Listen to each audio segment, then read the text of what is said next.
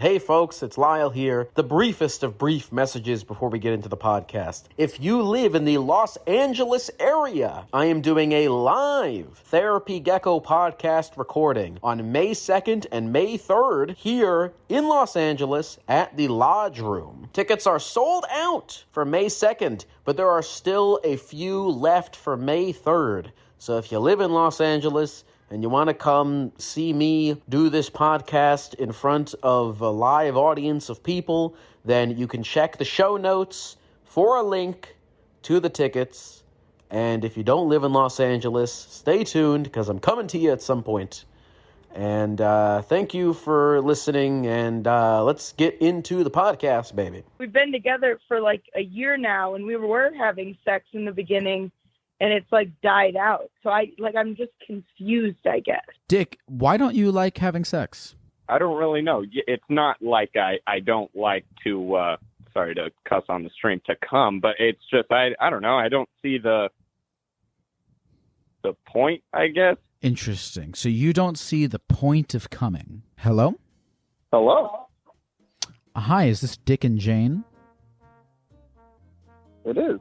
It says here, Dick and Jane, you are 23 and 22. You're from Phoenix, and you're trying to figure out some bedroom problems. It says here that Dick is not a fan of having sex, and that he's open to Jane having sex with other people to satisfy her need. But Correct. Jane, it says here that you don't seem sure of whether or not you're comfortable doing that. Is that correct what the call screener said? Well, I've never been, I don't know. I've never been in this situation. So it's very new, and I don't know. I don't really even know how I feel about it. Interesting. Let me talk to Dick first. Dick, why don't you like having sex? I don't really know. It's not like I don't like to, sorry to cuss on the stream, to come, but it's just, I don't know. I don't see the point, I guess. I don't know. It's just not in my, wants, if that makes any sense. Interesting. So you don't see the point of coming. Yeah, pretty much. I mean, well, it's kind of like, I don't know, man. I'm happier drinking and working. I don't know. I know it's a weird thing to say, but yeah, I don't know. Sex isn't my thing. It's just not in your wheelhouse. It's not of. You have no desire. Do you masturbate? Every now and then, very rarely. I would say once every couple of weeks. Okay. If you see a person that you're attracted to on the street or on your computer or whatever, does that make you horny? Yeah, I definitely get horny. It's not like I don't feel sexual desire. It's I don't have the desire to fulfill the desires, if that makes any sense. Yeah, no, that actually makes a lot of sense. So Jane, you there? Yes. Hello. Okay, how do you feel about all of what Dick has expressed? I guess it's a little confusing, just because, well, me and Dick, we met in college, and we were friends with benefits with each other, but also a lot of different people, and we were both having a lot of sex while we were just friends. And then we've been together for a year now, and we were having sex in the beginning, and it's died out. So I'm just confused, I guess. Okay, so Dick was at one point quite sexually active, but it just fizzled out. Yes. Interesting. Dick, Exactly. what made it fizzle out, do you think? Do you even have an answer to that question, or was it just a natural thing? I actually do. I literally, I was just I don't know if it's just written into my brain, but I just see sex as the courting process. And then once you get somebody, then it's like the actual love stuff matters. But I feel like I know that's a dumb argument. I know no one else thinks like that. So it's like, hold on. I don't think it's a dumb argument. It's just it's not a thing of correct or incorrect. It's just how you look at it. So you're not wrong. But I guess now that you are in a relationship and you have found a sort of love, the sex part of that is just not important to you. Well, and it's not that we don't have sex. I know she likes to have sex a lot, and I am like once a month, twice a month. That is perfectly fine by me, where I know she would like it at least multiple times a week. So, Jane. Yes, sir. Tell us what is your sort of sexual situation? Is would you consider sex to be very important to you? I mean, since I started being sexual, like, in my life, I haven't really slowed down, I guess. But I've also, like, used sex for not healthy purposes, if that makes any sense. What kind of not healthy purposes? Well, I mean, I had a lot of body issues in my life, and I was like, well, if I have sex with people, like, my body's fine. Like, it was like validation, you know? Right. Mm-hmm. So it's like, and I guess I still have body issues, so maybe that's why I feel that way. But I also just know, like, I am a very sexual person. And so it was just like, I don't know. I love dick so much. So it's like, it was just off to me when, wait. Okay. Well, you know, Richard, but. See, yeah, I was wondering when you said you love dick so much. I was genuinely. I know it's funny, but I was genuinely wondering. Do you mean like you actually love dick, or you're talking about your boyfriend? Me dick and dick, but me dick is what you meant. But anyways, okay. So all right, so you two are very much happy being with each other. Would you say that this is I would one say of? So. Okay, great. So you would say that this is one of the really only sore sticking points. Well, it's not like a conflict or anything. It's just more of like I know that she wants this thing, and for me, I do not want this thing very often. And it's more of just like it wouldn't piss me off at all if she was doing this for, her thing. It just wouldn't, All right, so now that we have the backgrounds, you have proposed the idea that Jane go out and have sex with other people. Jane, what is your thoughts on this idea?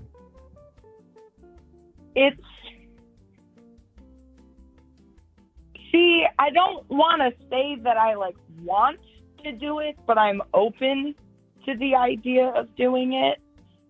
Hold on. When you say you don't want to say that you want to do it, do you mean you don't want to say it, or do you mean you genuinely don't want to? It's not that I don't want to. I just don't know how to say. Like, I don't want to have sex with other people, but I want to have sex.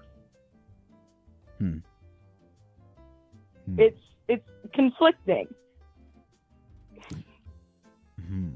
So, because I'm a very monogamous person, but like when I'm in a relationship, obviously, but that's just who I am. But I'm not closed off to the idea.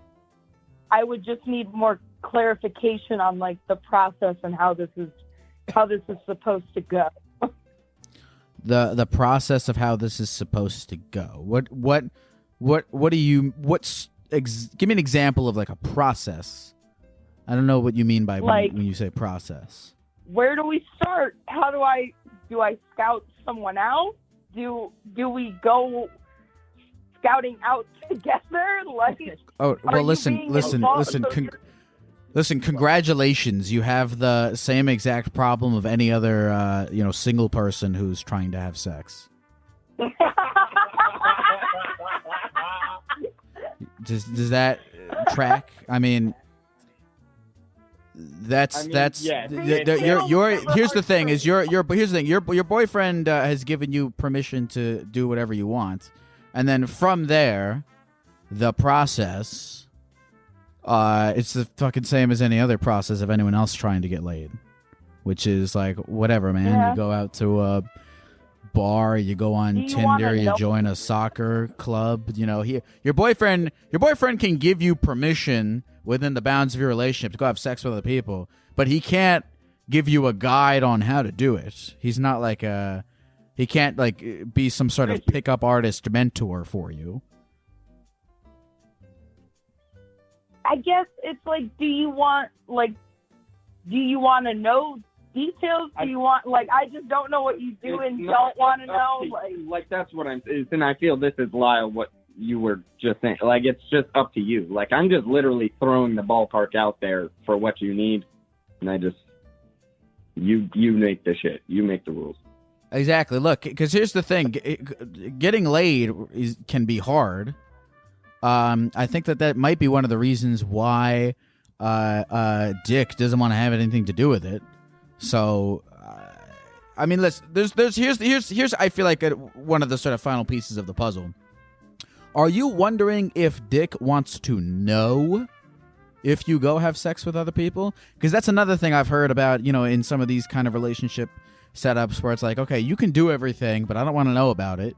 And then there's the version where it's like, hey, honey, go out on a night to the town, go out on your date, and then when you come home, we can talk all about it, and I'll listen with glee. You know, I don't know what you guys are though. It comes down to that's a good question. I think we got to talk about that like on our own because I don't really know on that side. That's a good question. I don't know if I want to know or if I don't want to know. I feel like if there's a guy taking her out on a nice date, I don't see any problem with that. But if it's like, yeah, I'm going to the movie theater and get banged, obviously that's not. It's different. That's different. But at the same time, the action that was just spoken about is like the whole point. Yeah. So It's hard. Yeah, that's what I'm saying. I don't know. Well, listen. Here's the thing: is, you know, I think regardless of what happens, it clearly sounds like you two have no problem communicating with each other. So, I would just continue to do that.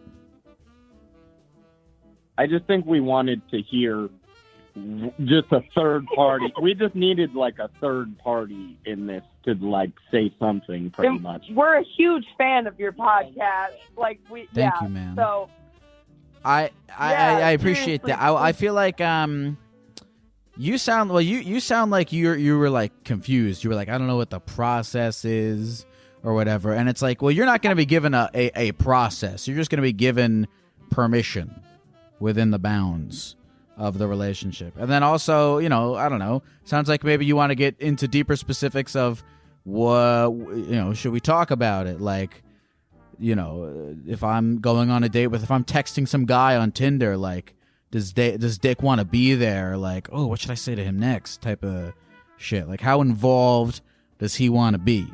You know, I think that's sort of the next step in the conversation for you. I agree, and yeah, this. You guys just cut out just now, but talk about. Is there anything in particular you guys want to say to the people of the computer before we go? Sorry, could you say that again? Is there anything you guys want to say before we go? Nope. No, we appreciate your help, man. much. Hope you have a great day. Beautiful. Take care, guys. All right. Man, people are really chill these days. I like it. I fuck with those two. Those two are sick.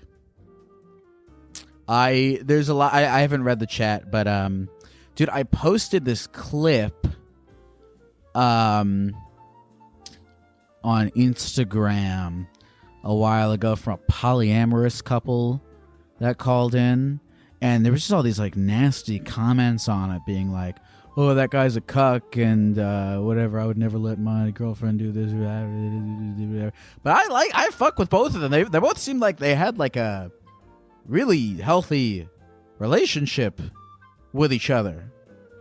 And that guy Dick, I'm jealous of him. I wish I could transcend.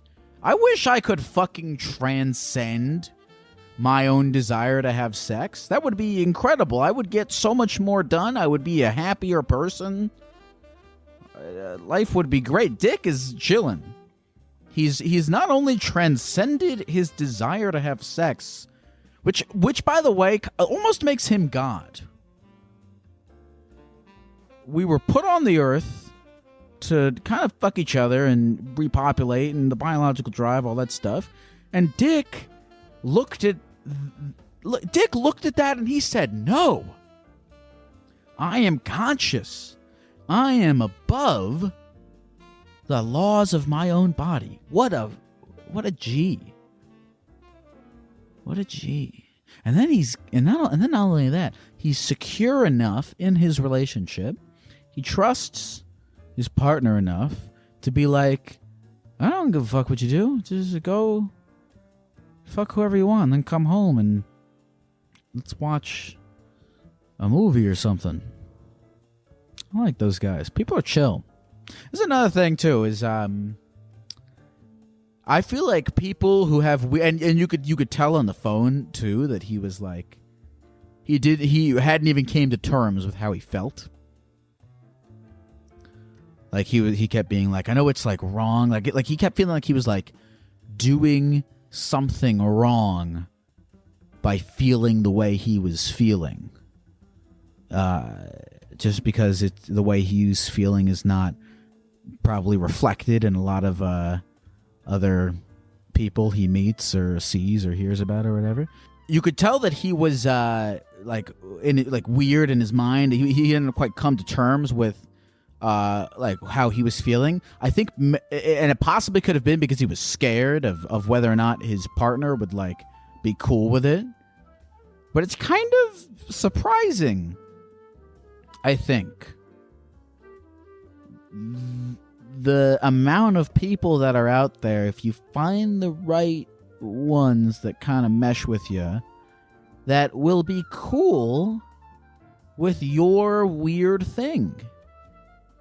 He found someone who's cool with his weird thing. I mean, that girl Jane, she's just trying to make it. She's with him, trying to make it work. That's sick. I like those guys. I think they'll be fine. I would love to if Dick is open to it. I would love to like if I got an Instagram ad from Dick and he was selling like an ebook along with a course or something on how to transcend your own desire to have sex. I would absolutely buy that for $14.99. I would like obviously you can't choose these things about you. You know, we all know that. They're like whatever conversion therapies and stuff. That's no good. But if I could attend some kind of asexual conversion therapy, I'm there. Hello? Hello? Jasmine, is that you? Yeah, this is Jasmine. How's your life going, Jasmine? I'm fantastic. I'm a little nervous. Am I talking to Geck? You are talking to the Gecko boy. My gosh, Gecko hi. man. It's so nice to meet you. Oh, it's nice to meet you as well. Would you consider this meeting, even though we're on the phone? I feel like this is like, it's pretty good. It's we are definitely connected. I can hear you. You can hear me. But have we met? Right. I don't know. I think at some level, it's more realistic this way than like walking around in the street. I'm not in Los Angeles, so I feel like this is a good way. I consider this meeting. This is dope. Well, Jasmine, it says here, I'm not. I don't, sometimes I don't like doing the "it says here" thing. What is it that you called in to talk about today, Jasmine? Well, I called to share a little story about something that happened to me in, I think I was like 8th grade or like a freshman in high school, where I pooped my pants.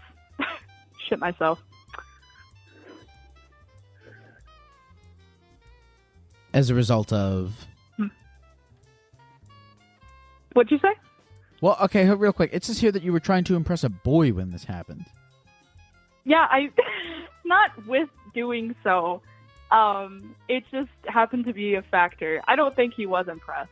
I don't know if he knows to this day, but you know what? You know what? Feel free if you want to start from the beginning of this. Oh, perfect. Okay, sorry. I think I'm anxious or excited, one of the two. But sweet. Okay, so I live over in the Midwest, and there's a very big kind of like, I don't know, like a it's like a water park and like a ride kind of area, I guess, if you will, all in one. And I was going to church at the time, and my church group decided to go there for like a little day trip in the summertime. And there was another church group that was kind of merging with us.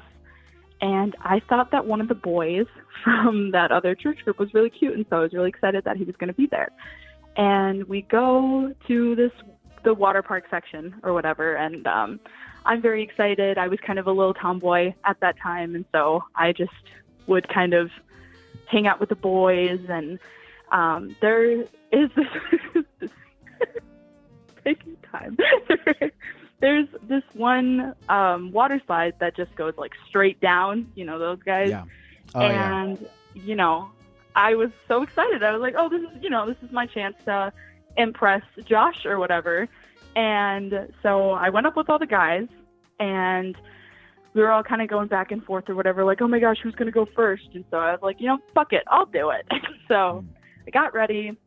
I went down the giant water slide, and when I'm like sitting back up, I feel a little sloshing in my one piece, and I'm a little confused. And so I don't really think much of it, though. I just kind of stand up, and the entire group is just walking to the next thing or whatever. But I'm trailing back, and I smell this god awful smell, and I'm really nervous because the guys are like, oh, like, come do this thing with us or whatever. And I'm like, you know, I'm gonna go to the bathroom quick. And there's only public bathrooms there, not like, you know, I guess like family ones or whatever that I could find at least. And so I went to the bathroom, and I ran into a stall and like took my one piece off and just saw shit everywhere in my black swimsuit. And I got really nervous because I was like, oh my God, I have the entirety of the day. And so I like peek out of the stall really quickly to see if anybody's in there. And it looked like everyone had left. So I run out of the stall butt naked to the sink, and I take off my swimsuit and I try to wash it in the sink with like soap and water.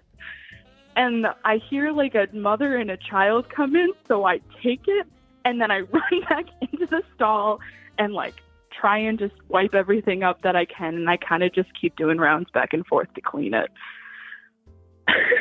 Man, that sounds intensely stressful.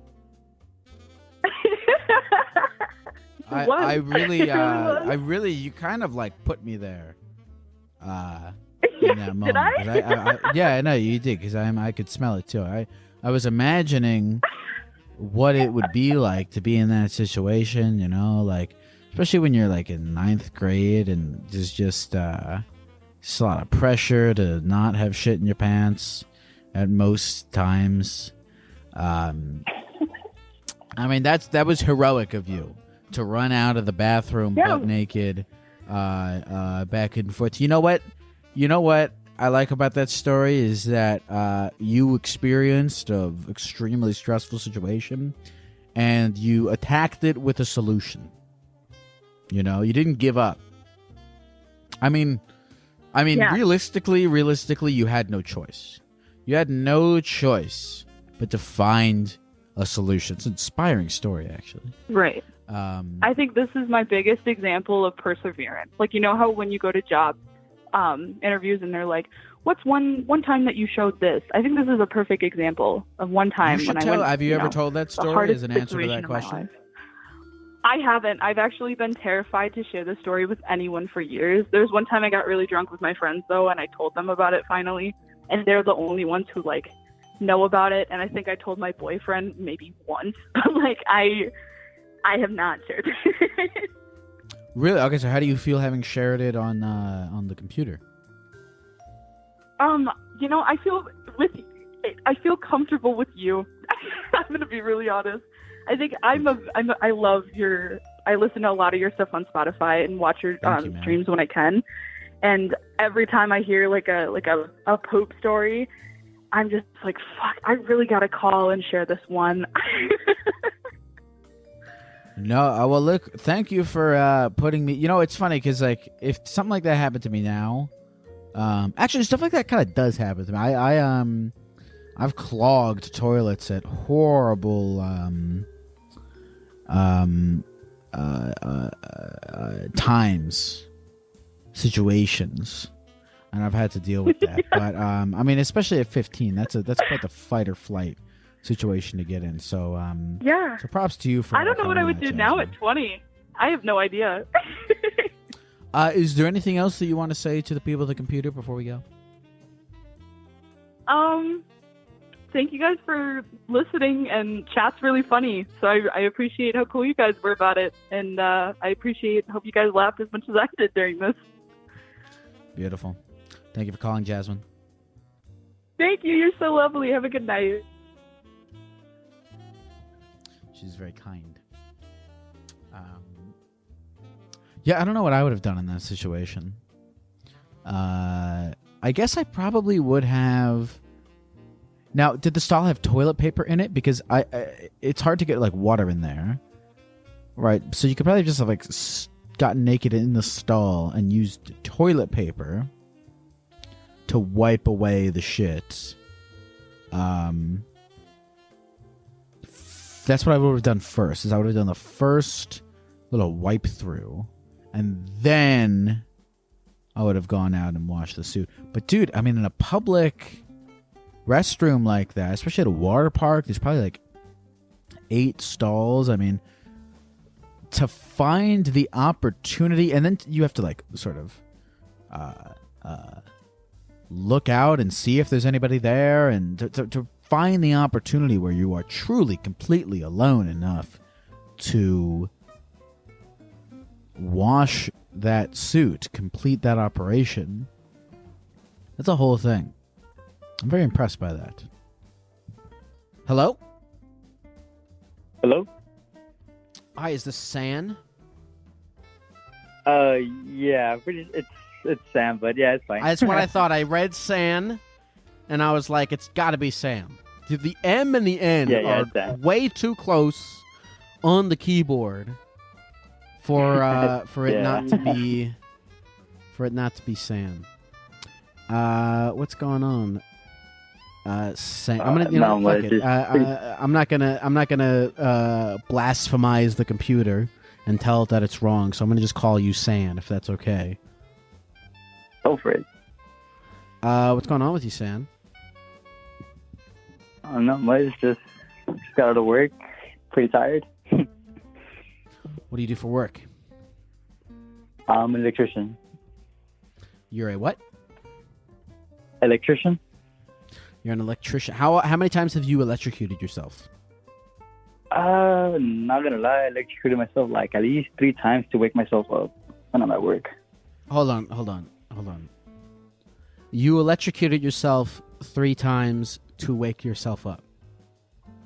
Yeah, like I work at like 7 in the morning. I have to be there. I have to wake up at 5:30 and then be at the job site at 7 in the morning. So I'm still pretty tired. So I just like touch a little hot wire and I just like wake up like that. Instead of drinking like a Monster, like a Red Bull, I would wake up. So you electrocute yourself on purpose to wake up? Yeah, pretty much. And would you say it is more effective than an energy drink or a coffee? Yeah, honestly. What does the sensation of electrocuting yourself feel like?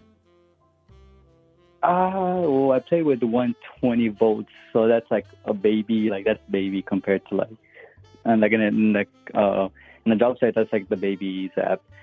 So it's pretty much nothing. It's just like a regular shot. Like those gums. Remember, like those gums that people would trick you? It's basically like one of those. Is this a common thing for electricians to do? I'm not sure. I'm not asked my coworkers. How do you think your coworkers would respond if you told them that you were intentionally shocking yourself to wake yourself up? Honestly, I think they'll do the same thing because they're pretty tired as well. So you think it would catch on? Yeah, I think so. Have you ever tried to entice one of your coworkers into shocking themselves by telling them that it gives you a burst of energy? No, I have not. What does the actual process of shocking yourself look like? Just so we have like a little pen. It's like a machine, like it's called a pen tester or volt tester, and you turn it on and it like lights up green, and you go to like a hot wire. You make sure like it's hot, like obviously the black wire. If it's hot, it starts beeping the pen tester, and then from there you just take out the wire nut and just slightly touch it and then just let go, and then you'll get a shock. Is this something that you would recommend to other people? No. Do you feel like you can sense a notable difference in your day between a day where you do shock yourself and a day where you don't? Yes. Oh, yeah. Because, I shock myself sometimes when, like, I already, like, for example, Monday with your new podcast, like, was there, so I listened to it, and then from there, like, probably tomorrow I may or may not do, like, shock myself to wake myself up, because I have nothing else, like, no other podcast to, like, listen to. It's just yours, honestly. So, if I have a podcast that comes out, you listen to that instead of shocking yourself? Yeah, Mondays and Wednesdays are when you drop, like, a new episode. And then from there, it's just like, that's my start of my day, honestly. And then from there, like, for example, tomorrow, like I said, no new episode. It's just like, hey, like, what can I wake myself up with? Have you tried switching to just coffee or energy drinks as opposed to shocking yourself? I had no time for, like, to stop at a gas station and get, like, an energy drink or anything because I'm already running late. I guess that makes sense because if you're already on the job working with wires, it's more convenient and sort of already on your way to just shock yourself instead of going to a convenience store and getting a coffee. Yeah. So it makes perfect sense.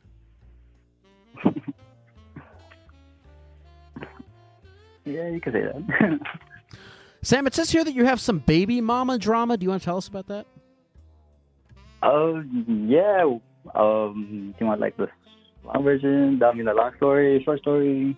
I'll take the short story.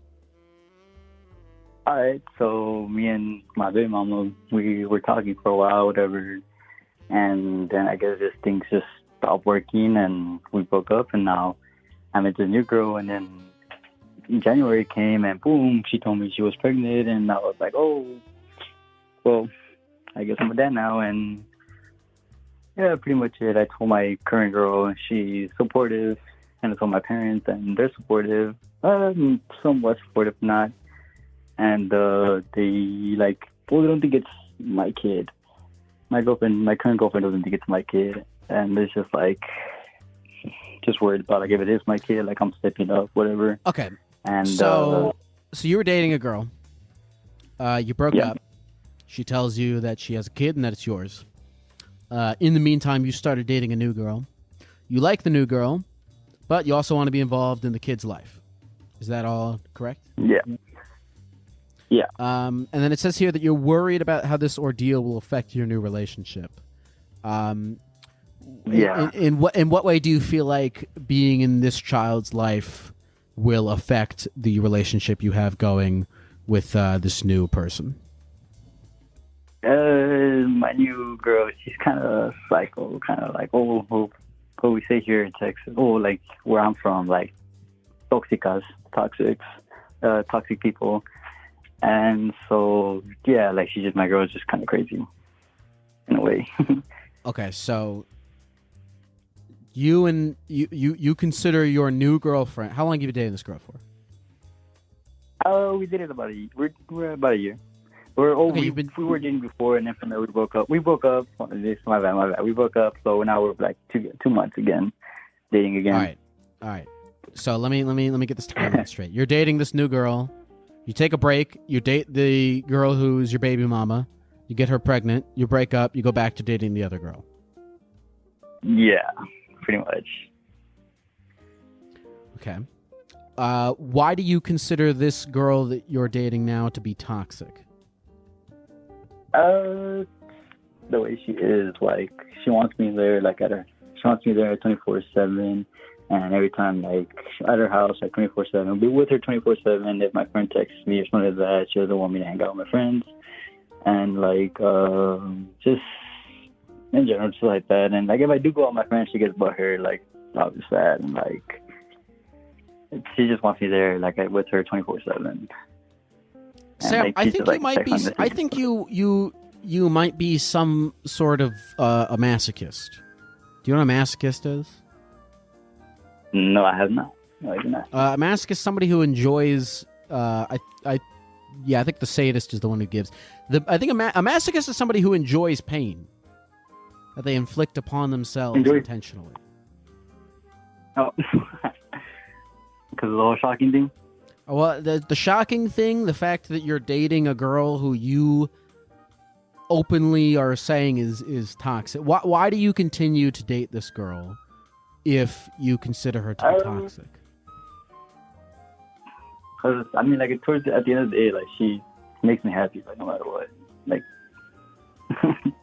yeah. At the end of the day, she makes me happy. Okay. So at the end of the day, she makes you happy. But is she stopping you from doing other things that make you happy?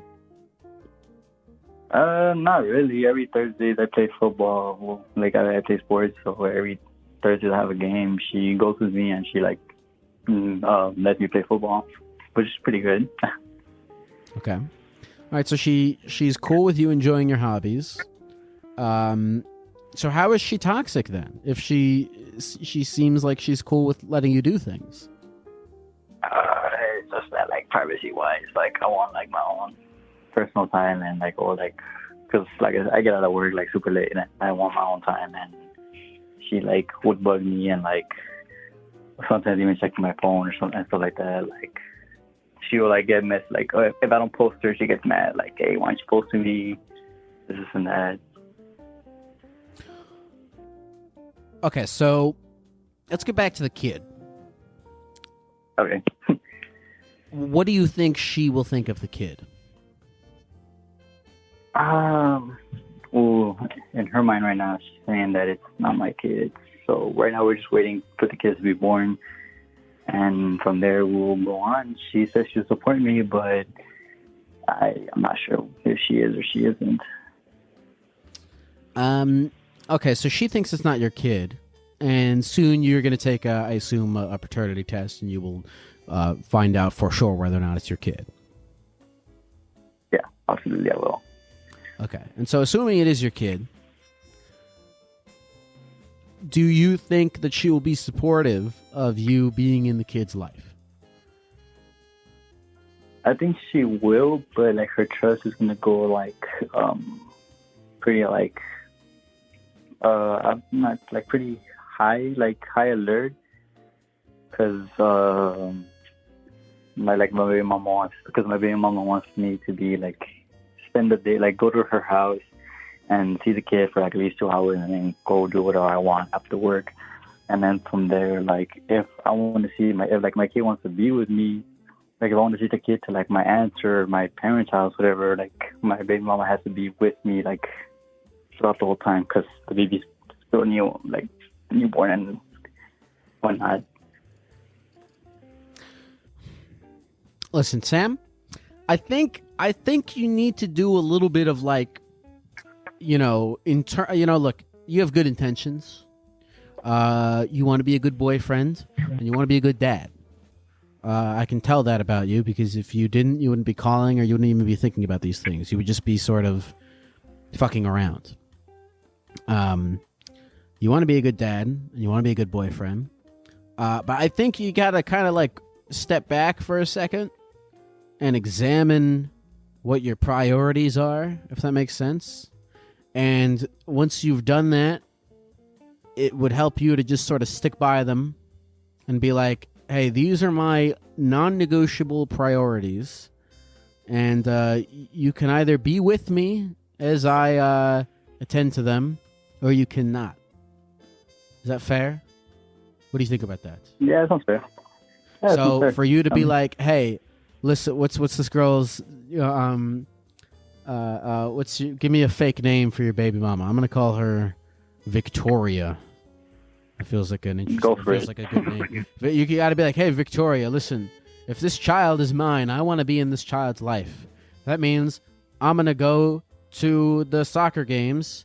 I'm gonna go to the school parent-teacher events where me and the baby mama are gonna have to sit down, talk to the teacher. We're going to have to do certain things together because that's the mother of my child. She's going to have to be involved in my life to a certain extent. And I'm going to have to deal with that because I love my child. This is what's going to happen. I'm putting my foot down. I'm telling you this because it's important to me. Do with that information what you please. You have to kind of tell her that. If this is truly important to you. Yeah. Well, yeah, my daughter, my soon-to-be born daughter is pretty important to me at the moment. Okay, so, I mean, what do you think about what I've just said to you about, like, sort of internally laying out your priorities and trying as hard as you can to stick by them?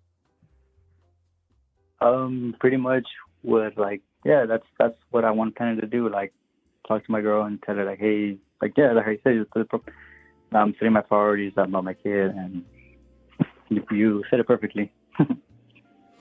Listen, what's your name? San, do me a favor. Sam, stop shocking yourself.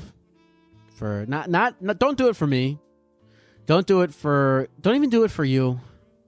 Do it for the child. Because she's gonna because here's the thing. I remember being a kid. When you're a kid, you just want to fuck around with everything. Exposed wires, barbed wires, spiky cactus shit. You just fuck around with stuff. You just touch everything. And your kid's going to see you fucking around with the wires, and she's going to want to fuck around with the wires.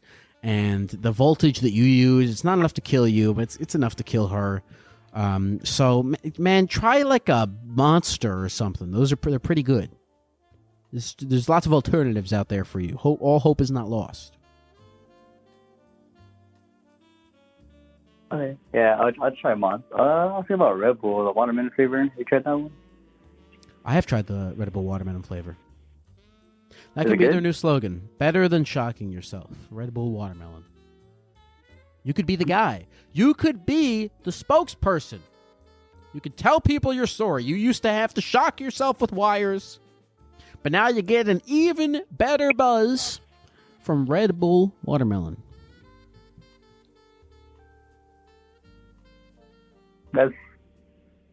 Hey, Red Bull, hit me up. Is there anything else you want to say to the people of the computer before we go, Sam? Nothing. Just appreciate you, Geck. Thanks for the words. I'll keep it on my heart. I keep it on my mind every day, and just keep doing what you're doing. Thank you for calling, Sam. Thank you. See, I feel for San because, like, I kind of believe, not that I have any beliefs about anything, but I believe you can kind of like do whatever you want until you have a kid. Like, if you want to, like, shock yourself or be in a shitty relationship or run off to a foreign country or go to jail, you can kind of just do anything with your life until you have a kid. then you have this like inherent responsibility to a thing forever. That's why I don't want to have kids, so that I can just be shitty. I love being shitty. It's awesome. I love being shitty and having no responsibilities to anyone except for myself. It's great. I never want to give that up. Maybe in a decade, when I find myself cripplingly lonely as a result of my actions, I'll rethink that. But until then, I'm having an awesome time answering to absolutely no one. San, unfortunately, has values that are going to cripple him. He has a genuine desire to be a good father, which will cripple him in his decisions, in his paths in life. He can't really go by the whims of his...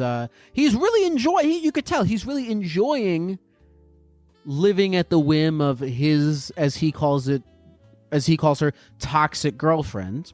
And, like, he can totally do that and enjoy doing that. But now he has a kid, and the love that he has for his kid is going to conflict with that. And he's got to deal with that. And I feel for him. I hope he's able to deal with it in a constructive way. Meanwhile, myself and the rest of us that don't have children will enjoy bathing in as much toxicity as we please. Good luck to San, whatever his name was. He had good intentions. I hope he follows them. Hello. Is this Dave from Tennessee? Yes, this is Dave. Dave? Yes. What's going on, Dave? I'm chilling. Happy holidays. David. Oh, happy holidays to you as well. Dave, it says here you're 25 years old. You're from Tennessee. It says that you have a speech impediment, and you would like to discuss how you feel society views speech impediments. Is that accurate? Yeah. Okay, tell me more about that. Well, it's a little difficult, I think, especially in the retail space. I get a lot of looks, but I try not to take it personally. Do you work in retail? I do. I won't disclose the company name just out of, I guess, either the respect or the fear that I'll get fired. Okay. But yeah, I work in retail. Okay, so you work in retail. You get a lot of... Do you get a lot of people being... We'll get to the looks, but let's start at like sort of the most intense reactions. Do you get people who are hostile with you because of your speech impediment? Not necessarily hostile, but there are some people that I guess they have never experienced a speech impediment. So they tend to think that something is wrong, I guess, when that's not the case at all. It's worse with stress, and at work it's hard. But I'm just like, hey, no, nothing's wrong. I'm just trying to help you out there, fam. It's not a big deal. So when you're stressed out, does the speech impediment kind of get worse or flare up more? Yeah, it definitely gets worse. The S sound is already hard enough, and it gets worse with stress. Just my ability to communicate gets harder under stress. So people, you said, don't have a lot of experience with people who have speech impediments, and you feel like that gives them a wrong idea. What would you like those people to know?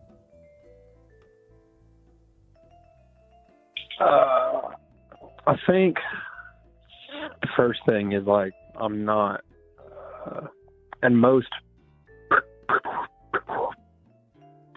people that have speech impediments are not like handicapped, I guess. Sure. In like a mental way. Mm-hmm.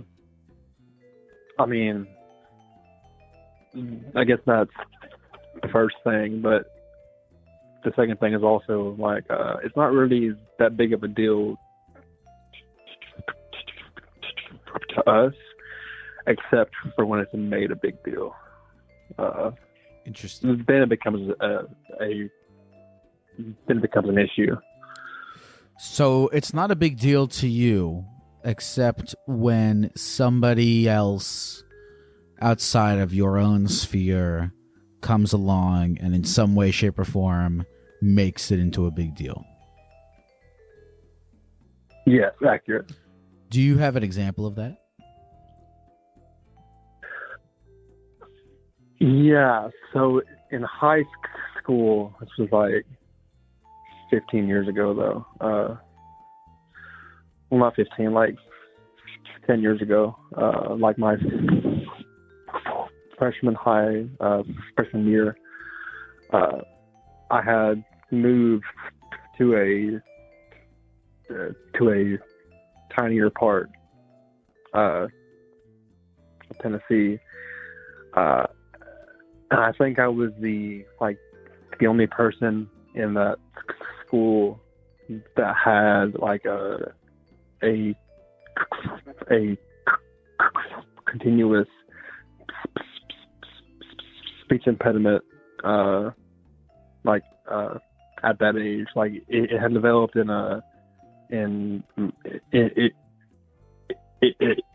my youth and never went away.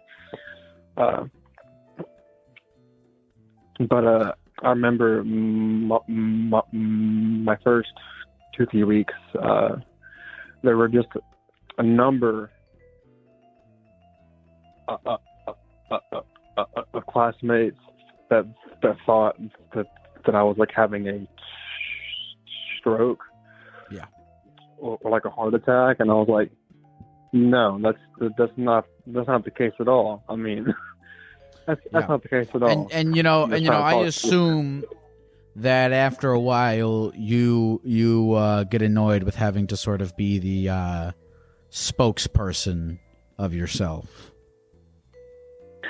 Yeah, because the majority of the people that are in my life, I think I'm the only one that's in their life that has a speech impediment at my age. So it does become annoying, but I try to keep in my mind that most people don't really know like the whole thing that's behind a speech impediment. So I try not to judge, I guess. Interesting. So I that's kind of cool to me that instead of responding with like an anger, it sounds like you almost kind of you get it. You're like, oh, I understand why people think the things that they think about me and what's going on with me. So I guess you're like, I can't really blame them because I'm sure if I were them, I'd think the same things. It's most definitely an odd experience, I guess, for people that don't have a speech impediment.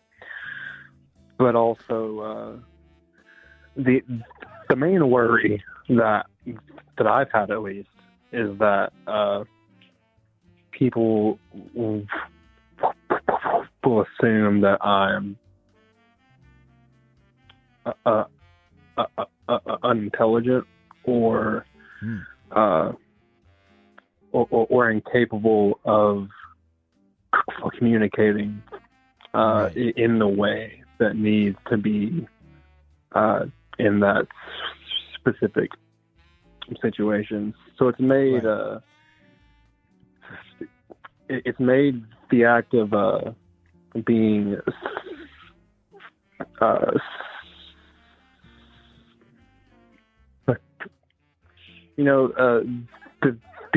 20-year-old, I guess, experience. It's not one that I had a whole lot of access to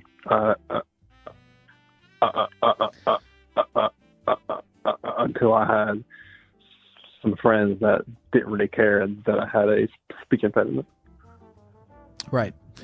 You almost have to do a little bit of extra proving yourself. I mean, look, everybody feels some kind of weird pressure to prove their own, intelligence and whatnot. And you've got a little bit of extra of that within you because you're walking around with all these people's, expectations of, what your level of intelligence is like because of how you sound.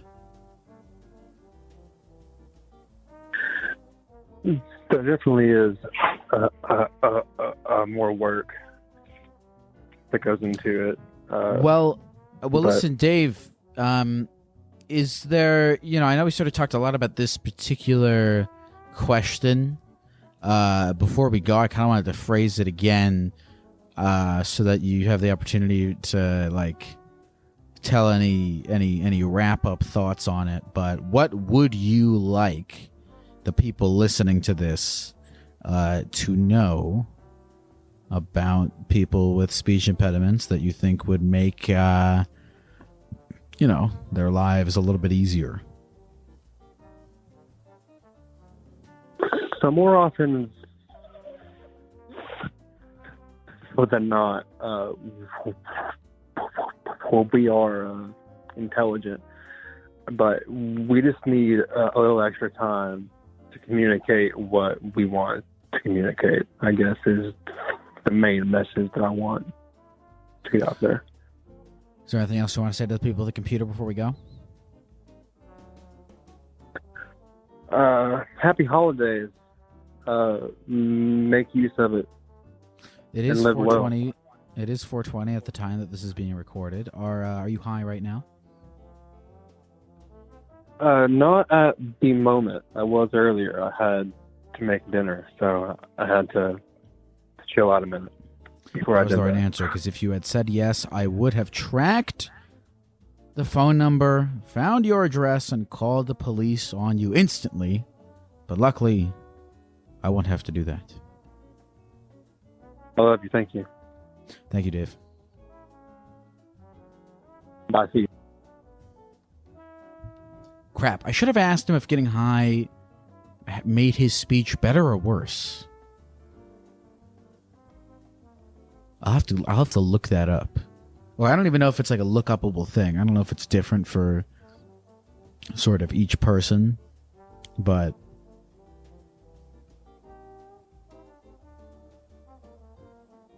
who knows? I go on Reddit a lot, and if you go on Reddit a lot, you know that weed is the cure for everything. Cancer, speech impediments, loneliness,